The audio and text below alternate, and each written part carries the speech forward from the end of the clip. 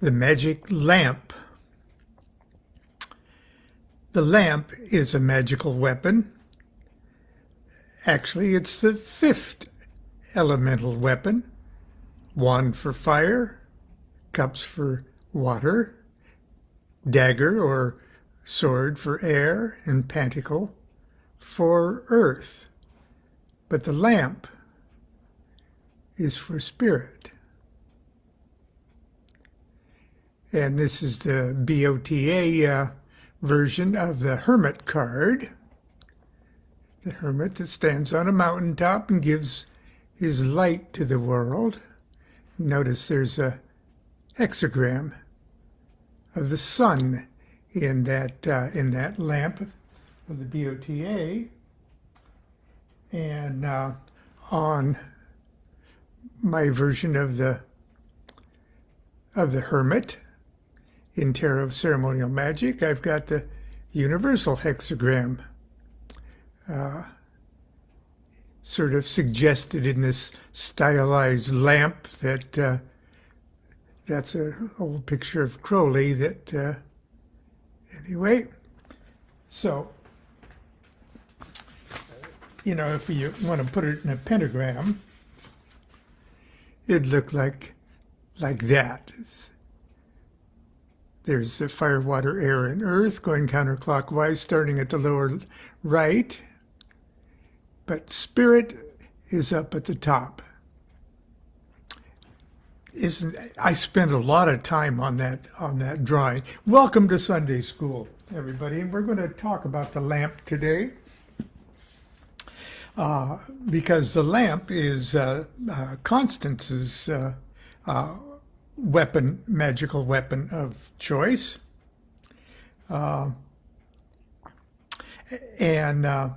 This morning, every Sunday morning, I'll give you a little peek into the private lives of Constance. And Sunday mornings, we treat ourselves after we get up and wash up and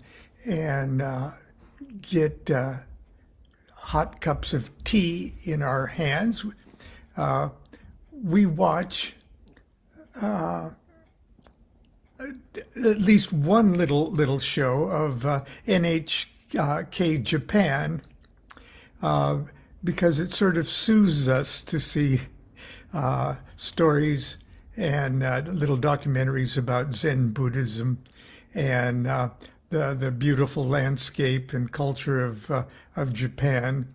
It's relaxing. It's ecstatically relaxing, and both Constance and I, she more than I, are sort of Japanophiles, Nippophiles, and this morning's little show was about light and the light of Kyoto. But mostly it was about the subdued, natural Japanese candlelight and lamps of ancient Japan and the artisans that keep that alive. And how that the temples and shrines are lit at night by the flickering, almost natural light of Japanese candles, and they're not made with paraffin, and they're not made with beeswax even. They're made with there's an oil, there's a tree that has a bean, a wax bean that they make the natural wax out of, and it shows how they do the wicks. But the awesomeness of it was the light that it casts, because they flicker with tiny strobes, the way they make it, and how it makes the images and the statues in the shrines come alive. And as you walk through the door in the evening and see it, it just immediately gives you a spiritual high. But anyway, so I thought I'd talk about the lamp as a magical weapon. And there's two places in Crowley material that would be good places to start. But first of all, in Liber A, Vel Armorum, Crowley just goes through the magical weapons of a magician. So I'm going to start with that. It's only one page, so don't get worried that I'm going to keep you from your golf game today.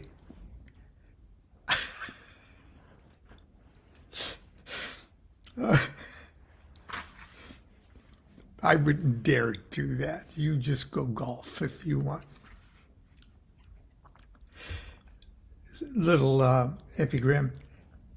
The Obeah and the Wanga, the work of the wand and the work of the sword, these he shall learn and teach.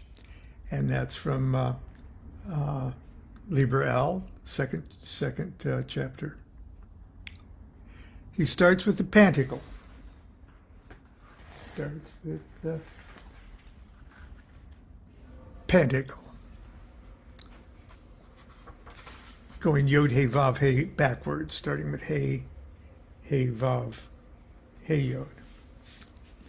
Take pure wax or a plate of gold, silver gilt or electrum magicum. The diameter shall be 8 inches and the thickness a half an inch. Let the neophyte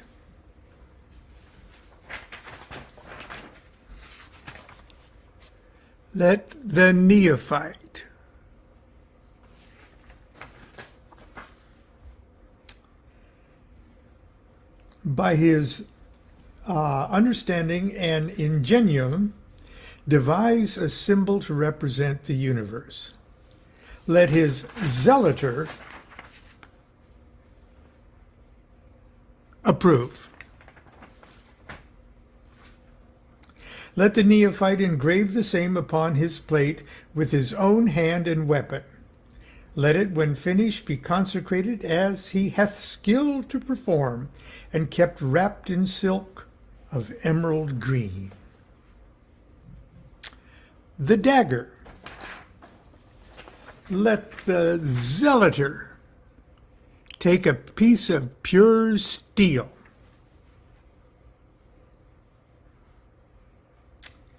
and beat it, and grind it, and sharpen it, and polish it, according to the art of the swordsmith.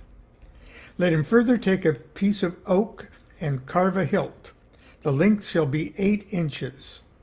Let him, by his understanding and ingenium, devise a word to represent the universe. Let his practicus approve.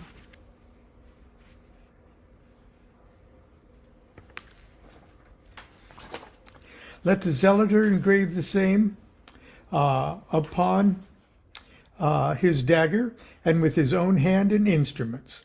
Let him further gild the wood of his hilt. Let it, when finished, be consecrated as he hath skill to perform, and kept wrapped in silk of golden yellow.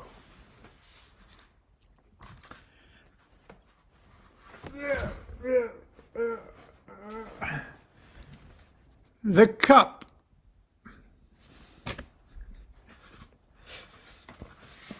Do you like my animations?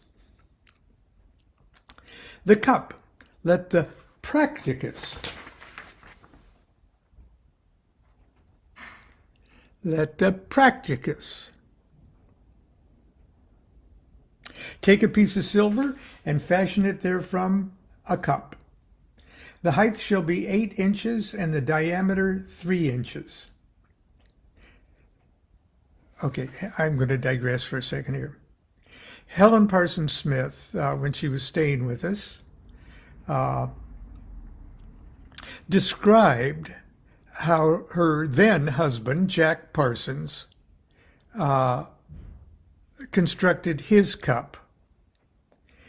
He took a thin piece of silver. I mean, not real thin, but a thin piece of silver, a square, not a square, but a circle of silver, and took it to the beach, because they lived near Malibu there, or the Los Angeles, took it to the beach and spread out wet sand, super smooth, and then with a wooden pestle or a rounded piece of wood with a perfectly rounded head, and started at first gently and then progressively more vigorous.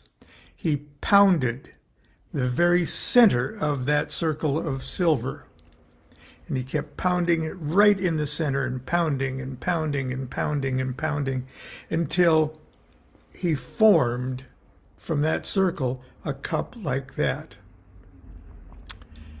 Then taking 3 other cut out crescents of silver, sort of like crescent moons, fashioned them into a tripod-like stand for it. Excuse me, I digress. And if you know the history of Jack and the Babylon workings and things like that, and the Cup of Babylon and things like that, you'd be pretty impressed with that. It's very simple, but profoundly awesome way of making your cup. I can imagine him doing it with the waves of the sea pounding in the background, and the smell of the salt air, and well, anyway, excuse me, I digress. Let the practicus take a piece of silver and fashion therefrom a cup. The height shall be 8 inches and the diameter 3 inches. Let him by his understanding and ingenuum devise a number to represent the universe. Let his philosophus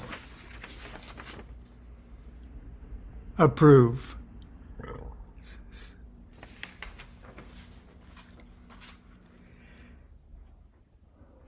Let the practicus engrave the same, the number, upon his cup with his own hand and instrument. Let it, when finished, be consecrated as he hath skill to perform, and kept wrapped in silk of azure blue. The baculum, or a wand. This is interesting. Let the philosophus take a rod of copper of length 8 inches and a diameter of 1/2 inch. Let him fashion about the top a triple flame of gold. Let him by his understanding and ingenuum devise a deed to represent the universe. Let his dominus liminis approve. Well, let's just kind of look at that crescent part there, because it's not quite.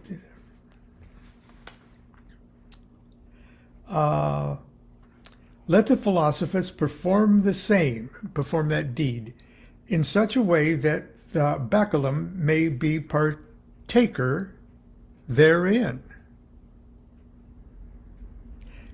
Let it, when finished, be consecrated as he has skill to perform, and kept wrapped in silk of fiery scarlet.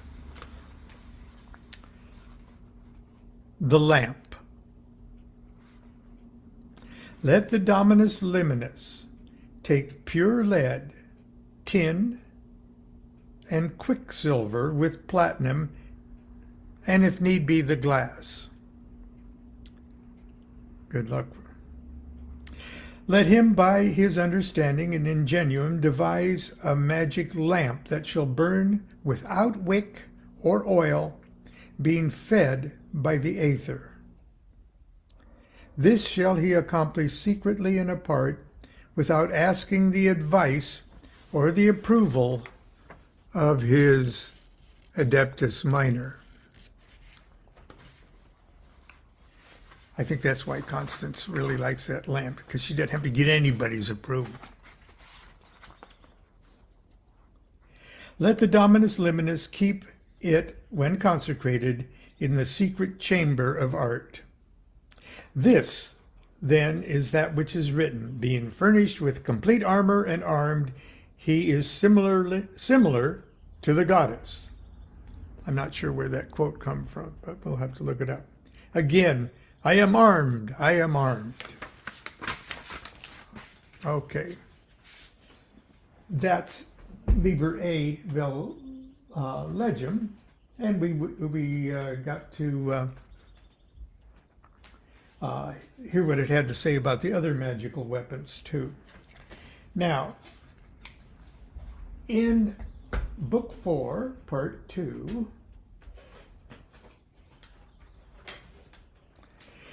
and this is kind of my favorite go-to industrial strength, nostalgic old Book 4. Okay, it was printed along with 3 of the holy books of Thelema and Crowley's Yoga, and what else? There's a third one or a fourth one by Sangreal Press, way back in the 60s, I believe. And 1972 is the second printing of this. Anyway, chapter 10 of part 2 here, and part 2 talks about the weapons, the magical weapons. And let me see, maybe I can even find this nice illustration, because it talks about the altar and the wand and the sword and the cup and the disc and the scourge and the circle. Let's see, there's some of the weapons, and there's an altar, nice Enochian altar there, a double cube for elemental tablets along the bottom sides, the seals, the great seals on the top there, and your pentacle, or probably a proper thing would be the Sigillum Dei Myth on top of that. And let's see if we can get shots of the sword. Oh, and there's a circle. And let's see here. Oh, a couple nice shots of Crowley. Let's see here. More pentacles. The censer. Can you sort of see where Jack Parsons got an idea for his cup too? There's a Laman. Well, anyway.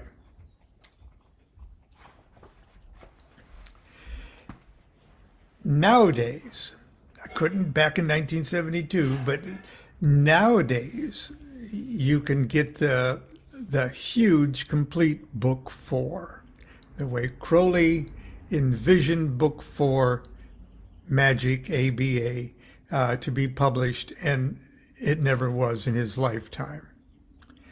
Part 1 is mysticism. Part 2 is magic. That's what we're going to read from here.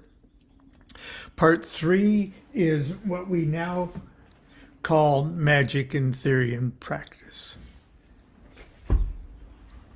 Part 4 would be a commentary thereon. But today we're just going to talk about the lamp.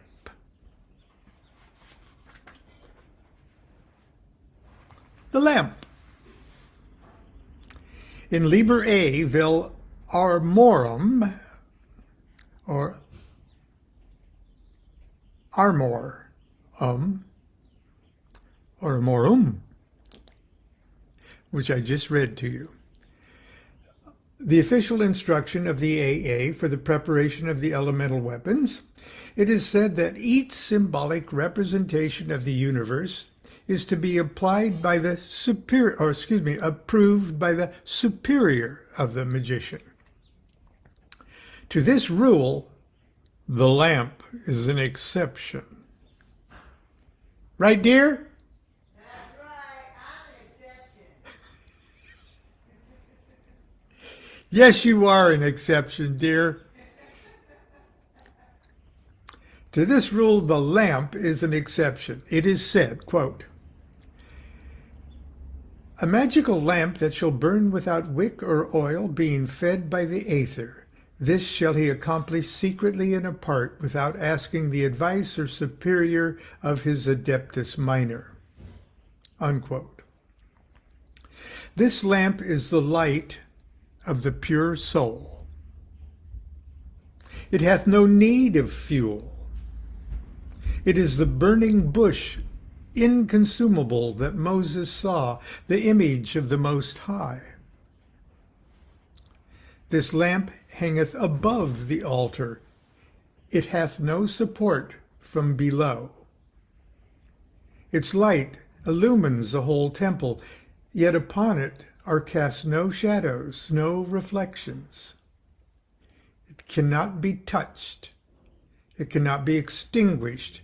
In no way can it change, for it is utterly apart from all those things which have complexity, which have dimension, which change and may be changed.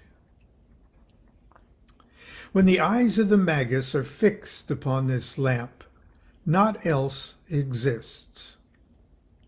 The instruments lie idle on the altar. The light alone burns eternally.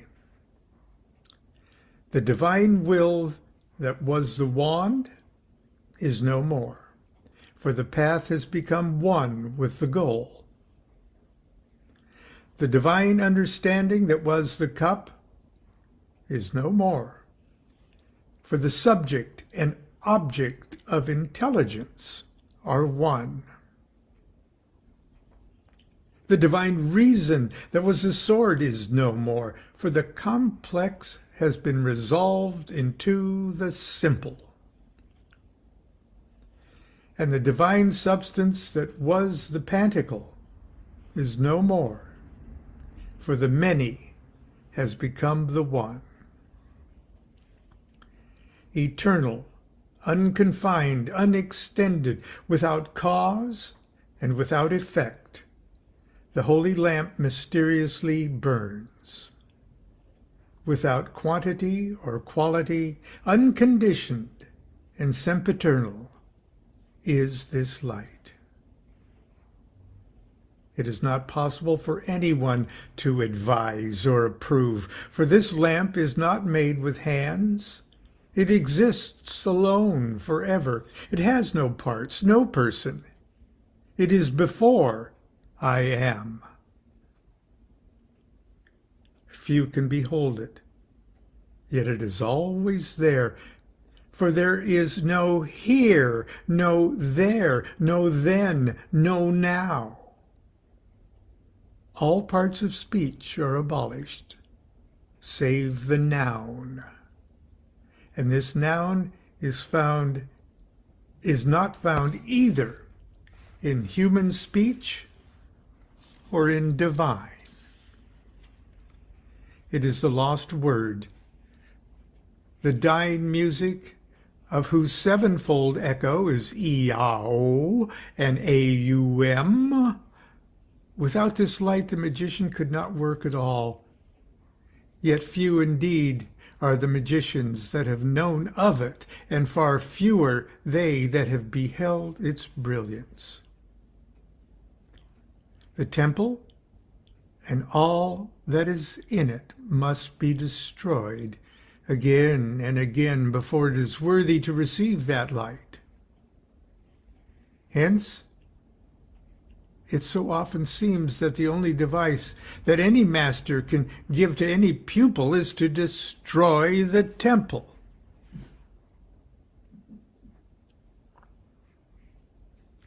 God, this is good. I'm sorry, this is such good shit. Whatever you have and whatever you are veils before that light. Yet in so great a matter, all advice is vain. There is no master so great that he can see clearly the whole character of any pupil. What helped him in the past may hinder another in the future. Amen. Yet since the master is pledged to serve, he may take up that service on these simple lines. Since all thoughts are veils of this light, he may advise the destruction of all thoughts, and to that end teach those practices which are clearly conducive to such destruction. These practices have now fortunately been set down in clear language by order of the AA. In these instructions, the relativity and limitation of each practice is clearly taught, and all dogmatic interpretations are carefully avoided. Each practice is in itself a demon, which must be destroyed. But to be destroyed, it must first be evoked. Shame upon that master who shrinks any one of these practices, however distasteful or useless it may be to him, for in the detailed knowledge of it, which experience alone can give him, may lie his opportunity for crucial assistance to the pupil. However dull the drudgery, it should be undergone. If it were possible to regret anything in life, which is fortunately not the case, it would Really? it would be the hours wasted in fruitful practices which might have been more profitably employed on sterile ones. For Nemo, okay, Nemo is the master of the temple, whose task is to develop the beginner, he says. For Nemo, in tending his garden, seeketh not to single out the flower that shall be Nemo after him. And we are not told that Nemo might have used any other things than those which he actually does use. It seems possible that if he had not the acid or the knife or the fire or the oil, he might miss tending just that one flower which was to be Nemo after him. I like that. I came in from the kitchen. Yeah, wow. See what your lamp got me into today, You dear? tell them we watched the Japanese show? Yeah. Yeah. Well, all I have to say is Lon's very kind. I am not an exception. I am just like everybody else. And when we are truly inspired, we are the light of the world. Oh, very good, dear. That's one of your paintings, isn't it? Yes. Okay. Never mind. Well, anyway, well, you may not be the exception, but if anyone wants an example of what one might look like, No. okay. Anyway, Look in the mirror. I try not to lately. No, I meant for them. Oh, If okay. you want an example of what one may look like, look in the mirror. Look in the mirror, absolutely. Okay, until tomorrow. That Sunday school's dismissed. Do what thou wilt shall be the whole of the law. Love is the law. Love under will. See you tomorrow, hopefully.